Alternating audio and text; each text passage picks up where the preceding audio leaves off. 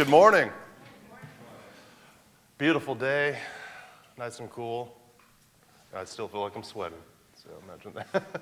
And I feel like my arms, shout out to everyone wearing flannel. Matt, I saw you. Yeah. But I feel like my arms are under attack. So that was not in my notes. So this message today, I think it turned out a little hodgepodge. That's how my brain works sometimes. But it all started from a vision that I had. Maybe it was just a thought, but I feel like it was a vision. And it happened right here on this stage a few weeks ago. We were praying before we started the worship, and I had this vision pop in my mind. It was a vision of my wife, honestly, and she was looking at me. Right, but she was looking at me with these eyes that I remember, when we were first dating and stuff. She just was looking at me and just with like this adoration. But in this vision, it was that, but it was more like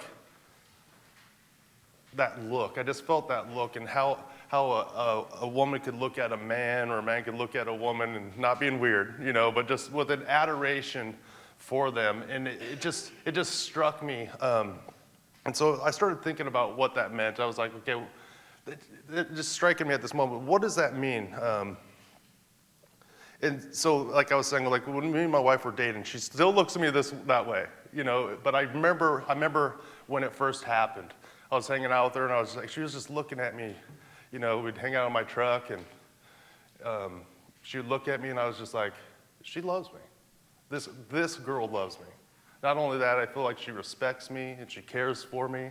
And I remember thinking to myself, like, just how good it made me feel as a person to have someone that looked at me with that kind of love. I was like, I'm going to marry this girl. Right? I'm going to marry this girl because why would you marry someone? Because you feel like you love them, you feel like they love you, and I think that is. Once you see that or feel that or have someone look at you that way, you know exactly what I mean when I'm saying someone looking at you with adoration. And I just kind of felt that she was hanging on to every word I said. Maybe she was faking, I don't know. Just trying to be nice. But it felt like she was hanging on to every word that I said. She was genuinely interested in what I was saying. And I felt like she really wanted to spend time with me. Actually, I knew it because she told me, like, if I didn't call her all the time, I'd be in big trouble. You can't just go a whole day without calling me. I'm like, sorry, I thought I was playing hard to get, but that doesn't work. She wanted to spend time with me, and I wanted to spend time with her. But I don't know how my face looked when she was looking at me. I assume it was probably goofy looking. She was looking at me with adoration. I was just probably making some stupid face. Right? Oops, I said the S word in my house. But I feel like her adoration for me didn't only compel me to want to just marry her, but I also felt compelled to do whatever she wanted me to do. There's just something about knowing that someone loves you that kind of motivates you to do what they want you to do. Nothing sketchy, But I felt like I would die for her if given the chance. I felt like I would have. And I just kind of was thinking about that. And how Christ died for his church. And I got a verse here out of Ephesians. It should be in your bulletin today too. It says, husbands love your, it's not in mine, but mine got cut out. Love your wives just as Christ loved the church and gave himself up for her, to make her holy, cleansing her by the washing of water through the word, and to present her to himself as a radiant church, without stain or wrinkle or any blemish, but holy and blameless. And I would say, if you call yourself a Christian, if you believe in Jesus and you're born again, which are together, when you are a part of what the Bible calls the church, which is not a building, you're also called the bride of Christ. We're also called the bride of Christ. There's a lot of imagery and symbolism we can get from the scriptures when it talks about being the bride of Christ. But the church is the bride of Christ. It is the bride of Christ. And so knowing that, knowing that the church is not just a building. Together we form up as believers, the body of Christ, well, his bride. I'm changing imagery here, but the bride, if we read Ephesians 5 again and look at it this way, it says, husbands, love your wives just as Christ loved the bride, or his bride, and gave himself up for her to make her holy, cleansing her by the washing with water through the word, and to present her to himself as a radiant bride, without stain or wrinkle or any other blemish, but holy and blameless. And I'm looking at these verses, and if we follow the imagery that the church of Christ is Christ's bride, it also means that he is the bridegroom, right? He's the bridegroom. We're going to be married to him one day, and as a man, that's kind of weird, because I would think of it backwards. But he is our bridegroom, and here's the thing about this. We're not married yet. You ever consider that? We're not married to him yet. We're still betrothed to him. We're not married yet.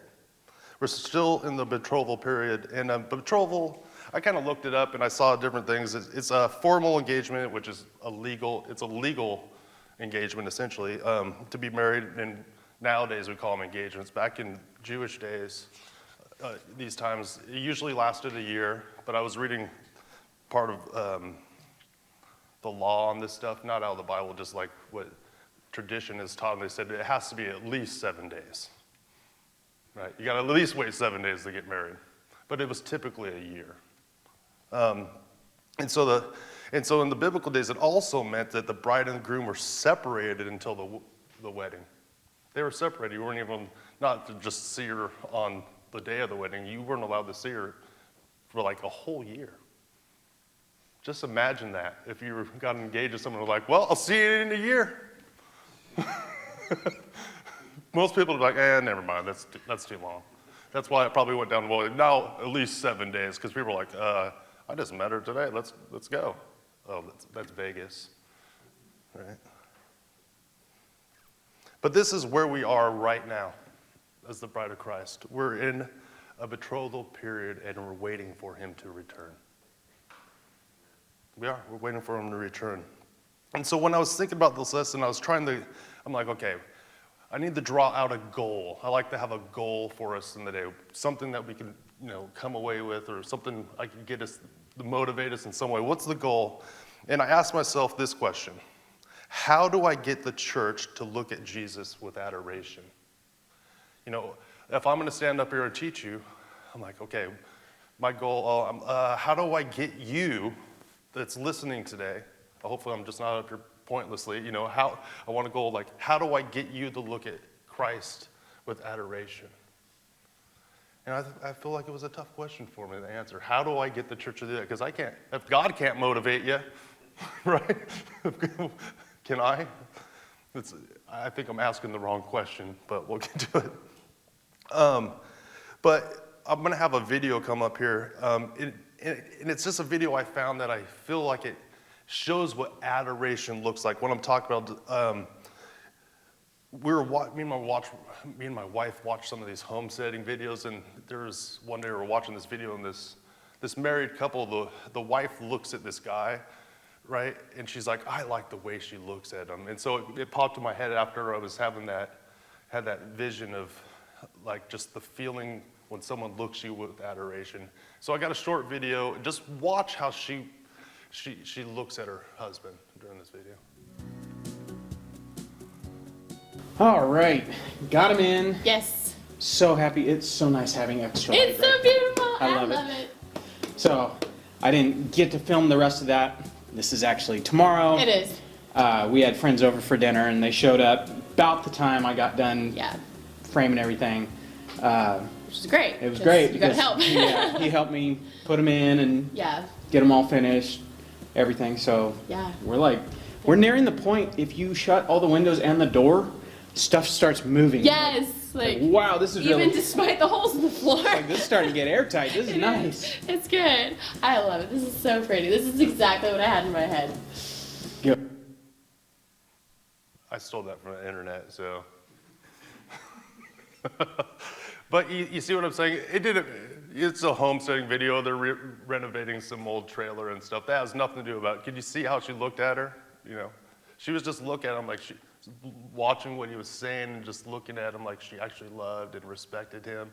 And it's a beautiful thing to see a husband and wife doing that, you know, loving and respecting and just having that adoration.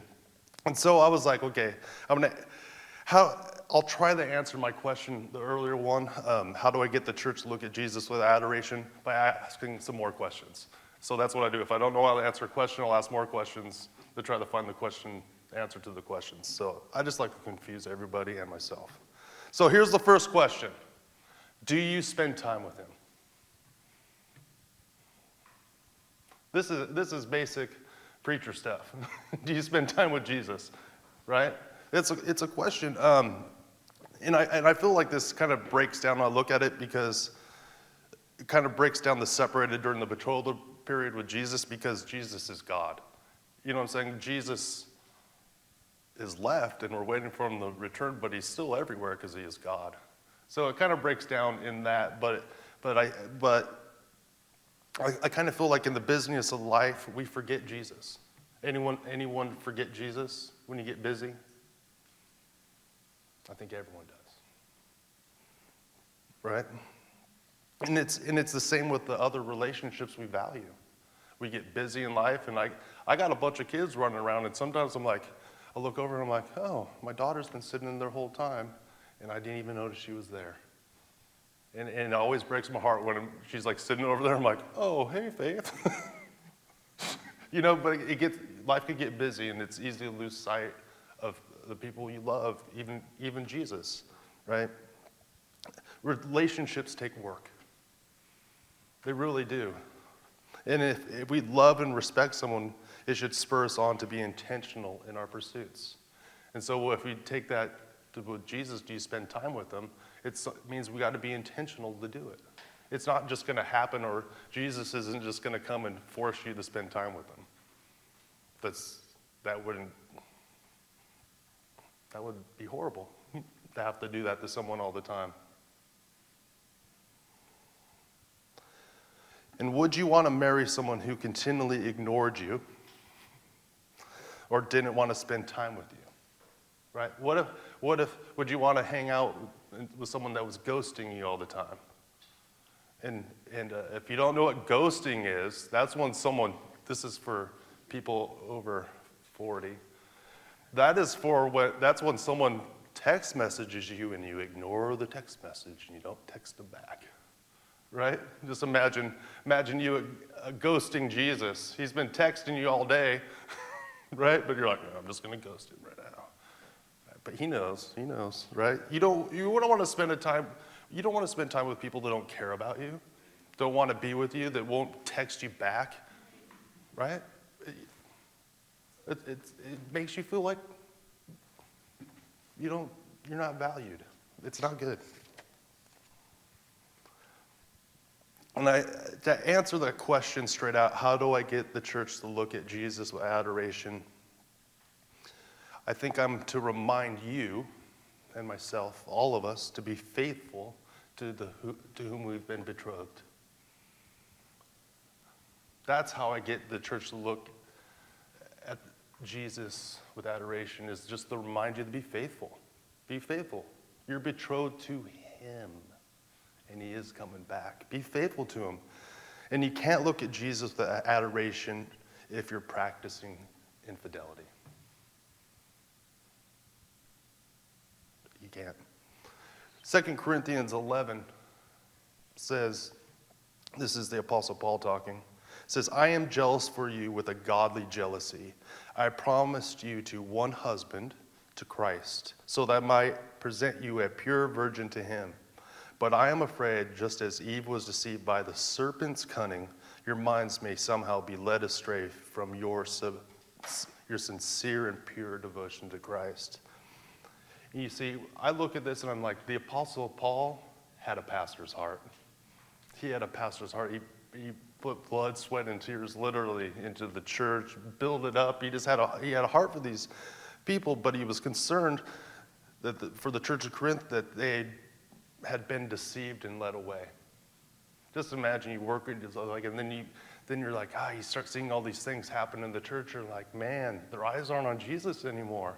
Their eyes are not on Jesus anymore. And instead of keeping their eyes on them, they were looking at, should I say it this way?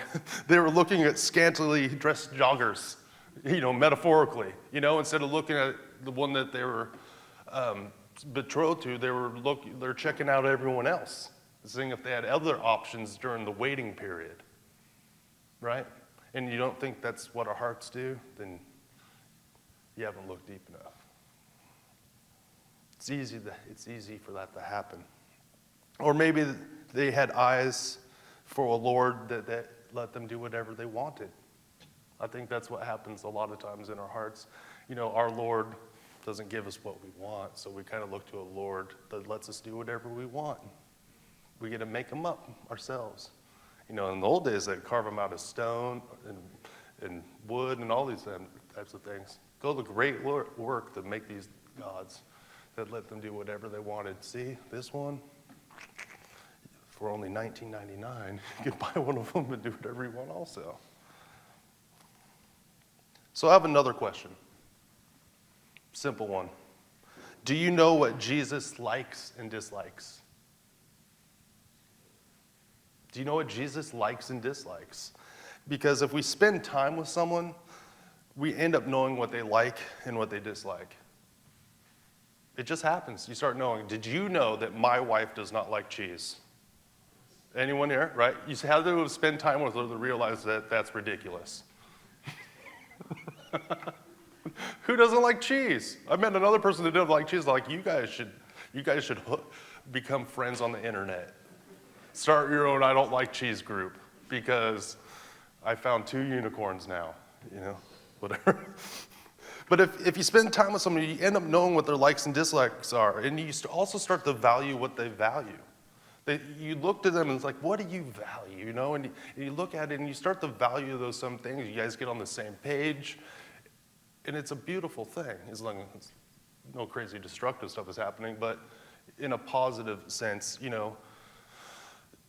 I keep thinking of don't be deceived, bad company corrupts good character. I think it happens in the negative also.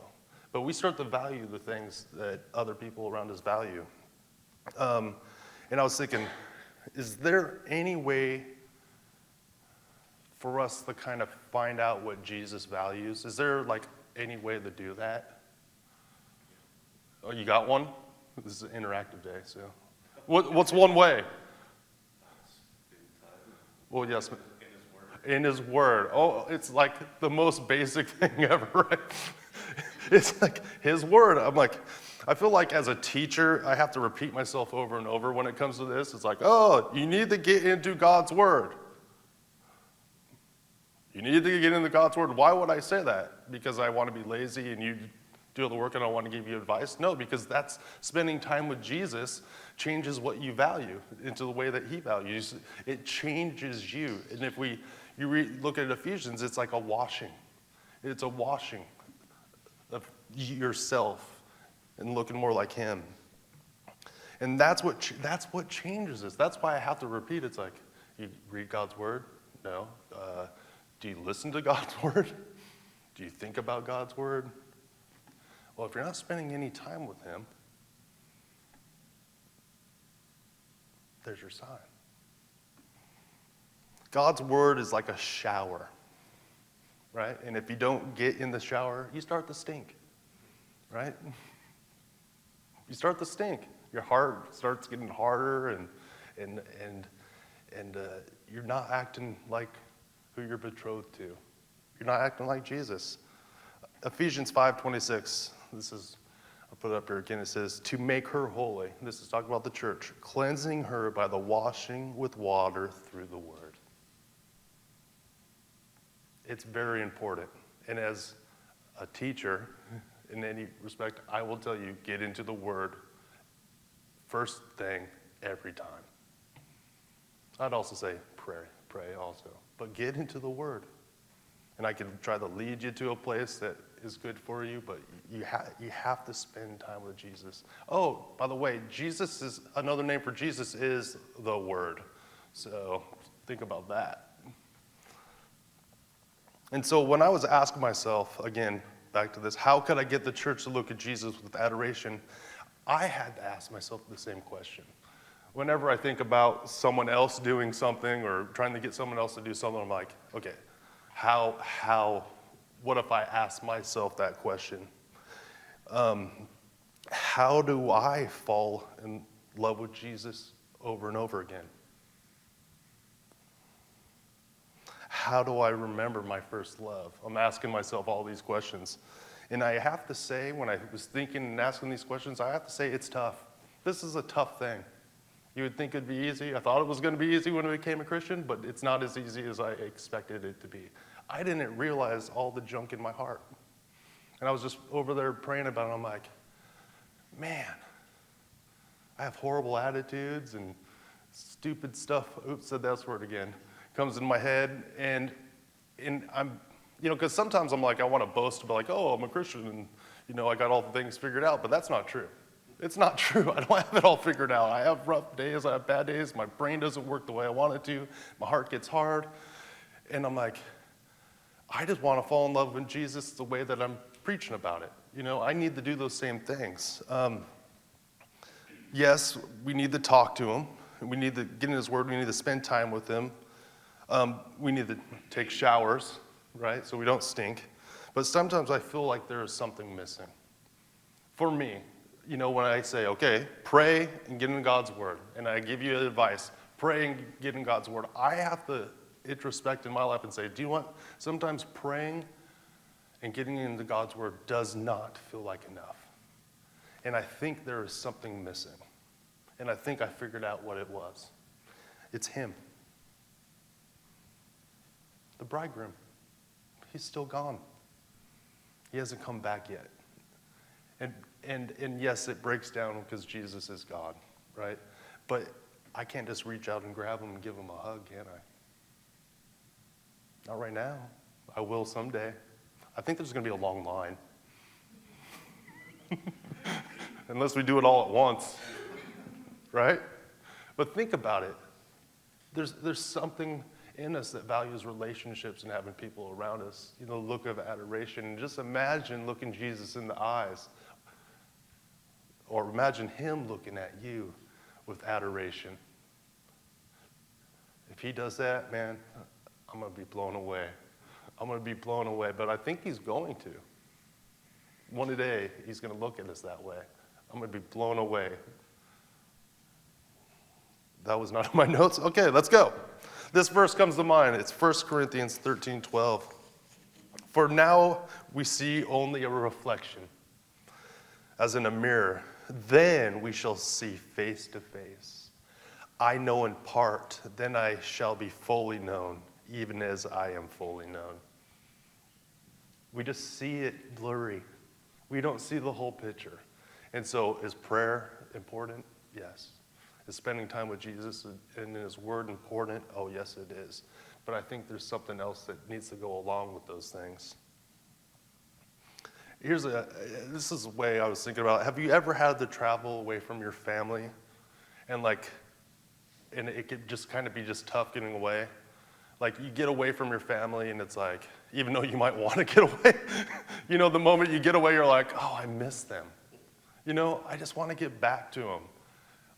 Especially if you're like flying with my dad and think that you might die in the meantime. It's like, man, I hope I could get back there alive because I'm just saying, there's something that happens, and it happened, me and my wife, we went to the Smoky Mountains like a month ago or so. It's like, even if it's a weekend away with your spouse, and you have 7 kids, and it's a whirlwind from the moment you get up to the moment you go to sleep, you still miss them. Because you love them. You still miss them. And so, let me do something interactive. People love this kind of stuff. Not. Okay, let's see if I can stir this up. Repeat after me. Jesus return. Okay. Let's do it again. Jesus, return. Do you want him to return? Like right this second, or you got stuff you want to do? Or, it's a tough one, isn't it? Do you mean it when you say Jesus return? Let's look up to heaven. Say, Jesus return. Come back now if it's your will. Come back right now. Take us. If it's your time for us, take us. Return now if it's time.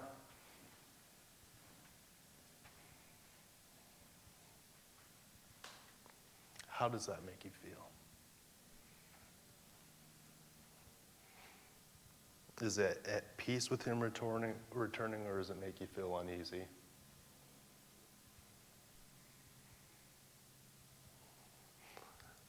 Just imagine the video I showed earlier and you being the woman in there. Some of you, there's no problem. Other people, it's like kind of weird. Imagine you're the woman.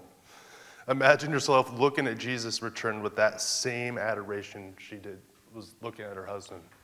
Just a love and respect for the Lord and waiting for him to come back, your eyes fixed on him and saying, he's not here right now, but I know he's coming. I know he's coming. The anticipation is incredible. It reminds me of the moment that me and Beth got married. I remember standing there, you know how the bridegroom has to wait for the wife to come in, right? And I'm like sitting there and I'm like, okay, I think I'll make it through this. And as soon as she came through that door, I felt like I had to fight myself from just like losing it. Because there's all the anticipation, you know. I was just like, okay, this is crazy. Like, I need to not cry right now because this is all probably on video. There's pictures being taken. But the anticipation was so crazy that the moment that I saw her walking down the aisle, I thought I thought I was going to fall down. I really did. I thought I was going to fall down and pass out. Actually, that happens at weddings quite a bit. America's Funniest Videos made a lot of money on that. But I'll tell you another thing. I didn't want to take my eyes off of her for 1 second. Right? I didn't want to take my eyes off of her. She was walking. I'm just trying to, this imagery, I think, in God's word when it comes to weddings, I don't think it's by accident. And so I was thinking about this also. Like, when me and my wife, we moved in the Harvest House, it's been like 6 years, which is kind of crazy. We turned our previous home into a rental, and it's been like super fun. You know, that's super fun, turn your home into a rental. It doesn't go as planned. People lie to you, all those kinds of things. And so I've been working over there in my spare time, right? I'm over there working, and some days are better than others. Some days I'm like irritated and frustrated, you know, and I'm wrestling with God, like, you know, just getting anxiety and wondering why I have anxiety and praying about stuff. But, and I find it's easy to lose sight of God in those struggles sometimes. But I was over there the other day, and I think God blessed me with something. I'm painting, and like, it sounded like, I knew it was a plane, but it's like this giant plane comes over the house and like one that's like shakes everything, right? And I just had this thought like, oh, I know it's a plane, but what if this was Jesus coming back right now? I just started busting out laughing. I was like, because I was laughing at the fact of how horrible I have felt and how stressed out I felt. But yet if Jesus came back at that moment, it would all just been ridiculous because I wouldn't even have to finish painting. I'm done. You know, there was something about it, and I'm like, man, I lose sight of Jesus so much in the fact that he's coming back that I get stuck in these little moments, and I lose sight of the big picture. We all do. We all do. So the author of Hebrews reminds us that not only should we keep our eyes on Jesus, but he explains to us why we should also.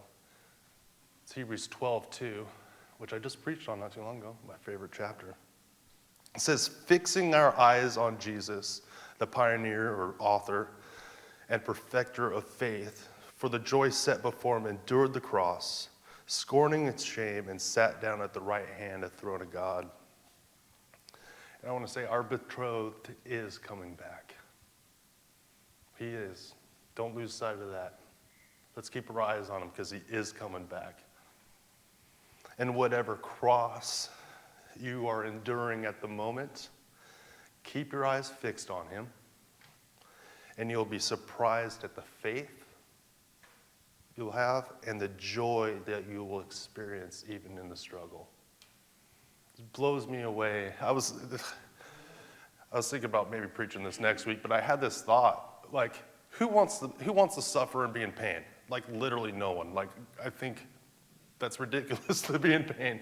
But I was realizing, you look at some of the struggles you have in life and you realize that the man, or I could look at myself as the man that God has made me because of those struggles, if I try to stay faithful in those things, the person that I become, I wouldn't trade it for anything. It's like, but if it wasn't for those hardships, I wouldn't be the man who I am today, as long as you don't let it destroy you. And it's almost like it's a blessing in itself that you even go through hardships. Doesn't seem like it during the time, but later on, I think it does. And it's kind of weird the way to look at it. It's like, I want to thank God for it, but I don't want to thank him so much that he does it some more. Or, like I wanted to be spared from those circumstances. You know what I'm saying? If possible, let this cup pass for me, whatever it is. Because I don't necessarily want to learn the hard way. Just tell me plain and simple, all right? I don't have time to learn the hard way anymore, right? Band, you guys can come up. Let's try to make this 30 minutes.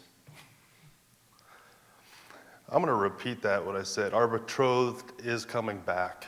And whatever cross you are enduring, keep your eyes fixed on him right now. And you will be surprised at the faith and the joy you will experience, even in the struggle. And if I'm going to be completely honest when it talks about Jesus coming back, I feel like I used to be really scared of it. I used to be really scared of it, first of all, because of my sin. Especially as a brand new Christian, I was still up to no good, and I didn't know what that meant. I didn't know how much grace I had been given. And it's like people would talk about Jesus coming back. I'm like, not yet, because I haven't crushed this yet. I'm afraid if he comes back right now, I'm not going to make it. So I was afraid. But I also was kind of afraid of it because I had hopes and dreams.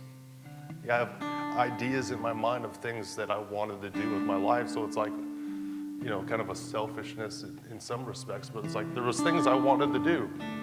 Maybe they weren't all selfish. Maybe they get married, have kids, and did all that, right? But I felt like I would be deprived of that, and it kind of scared me, potentially. But I look at it these days, and I'm confident that Jesus died for all my sins. I look back at that guy that was struggling with it, and I knew if Jesus came back, I would have been swept up in the clouds. I would have been there. I'm confident of that. I'm thankful for it. And I still don't understand why he would do that for us. I still don't understand why. But I do hold tightly onto it, and I hold tightly onto it, and I would say so should you, wherever you're at today. Hold tightly onto the truth that Jesus is returning, and if you're a believer in him, he's gonna take you with him. It'll be a beautiful day. It'll be a beautiful day, and I don't know if I'll be able to hold back those tears. But when it comes to hopes and dreams of the future, Jesus will still be Lord then just as he is now. So if we have those days, Jesus will be Lord in that day too.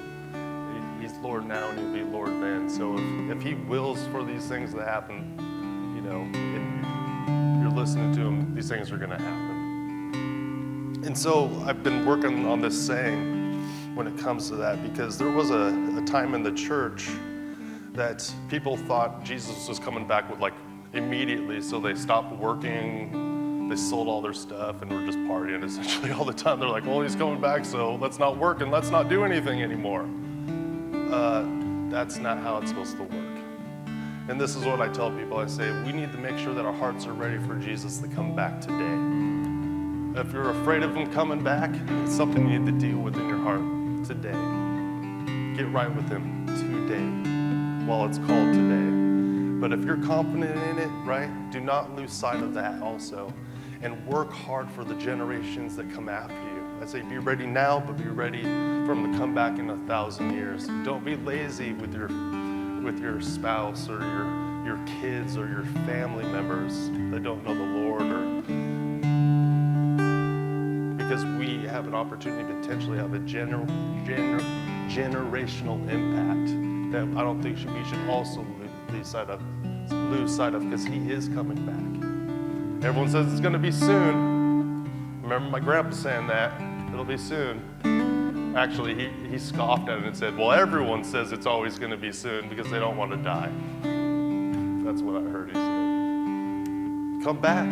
Take me with you. I don't know how it's going to play out. But if you're going to wait, cause me to be the man that you want me to be, or us as the bride. Teach us to be the bride you want us to be in that meantime, and to bear fruit, to bear children, or whatever, you can move on with that imagery. So in the end of the Bible, Revelation 22:20 says this: he who testifies to these things say, yes, I'm coming soon. So even then, Jesus is saying, yes, I'm coming soon. And they said, amen.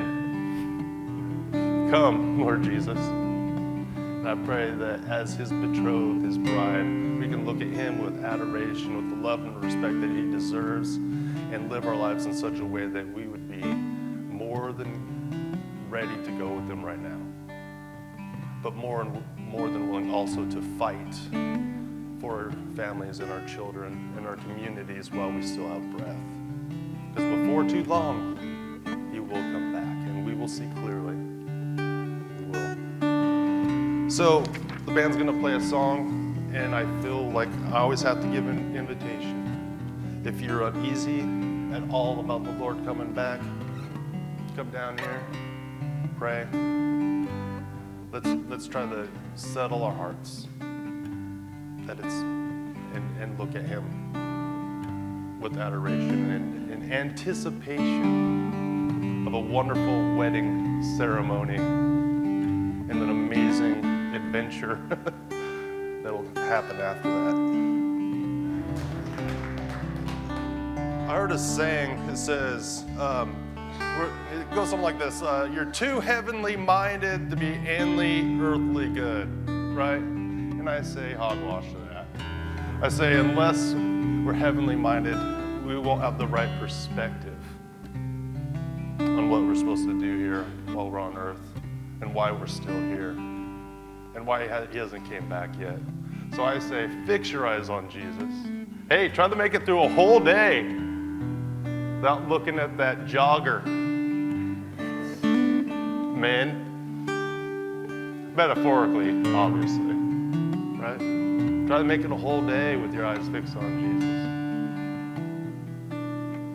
It's a good thing. Let me pray for us. Lord, you richly bless us with anticipation for that wedding day. What a huge and amazing event it will be. Lord, thank you for all the brothers and sisters that you brought here today, and for their hearts, and just, I thank you that we're in this together, and we're waiting together, and we're here to encourage each other. And I pray that if there's anyone here today that's heart is restless or at unease, they find someone and let them know so they can pray for them. But Lord, I pray for them right now. Lord, remind them of your love and what you did on that cross. I pray for joy in their life, even in the storm. And I pray for fruit of faith to grow out of it. And then, Lord, I ask that you bless us as we go out from here today with our eyes fixed on you, to be